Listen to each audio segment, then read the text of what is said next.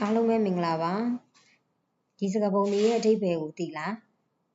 နောက်ထပ်မြန်မာဆွေမျိုးစကားပုံတွေကြည့်ကျင်သေးရင်လည်း subscribe လုပ်ထားပေးပါအောင်နော် like တစ်ချက် share တစ်ချက်နှိပ်ပေးသွားဖို့လည်းမမေ့ပါနဲ့နော်ခွေးကျိုးနဲ့ယုံလိုက်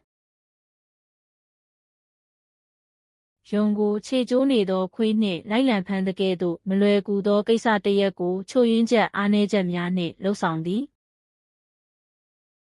ကျွတ်နရွက်ဝက်တက်ကျွဲ့၏နရွက်ကိုဝက်တွင်တက်ဆင်တဲ့ကဲ့သို့အမြင်မတော်လောက်အောင်အရွယ်ပမာဏမတူမမျှစီရင်မွမ်းမံသည်စူးနေရာစူးစောက်နေရာစောက်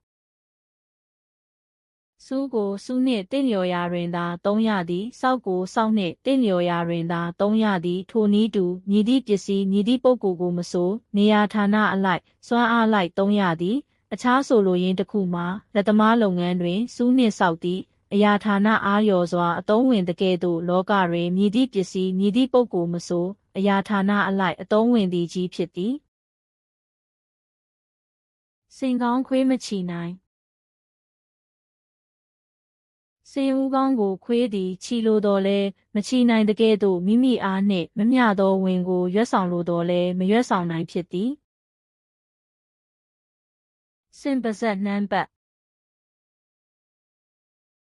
တစ်ဖက်တစ်လမ်းမှနေ၍ငွေအားပေးဖြင့်တော်၎င်းလူအများအားကူညီတော်လဲစင်ပါဇက်နှမ်းပတ်သလိုလုံလုံလောက်လောက်မရှိခဲ့နိုင်ချင်းသီးပင်အောက်ချင်းသီးရှား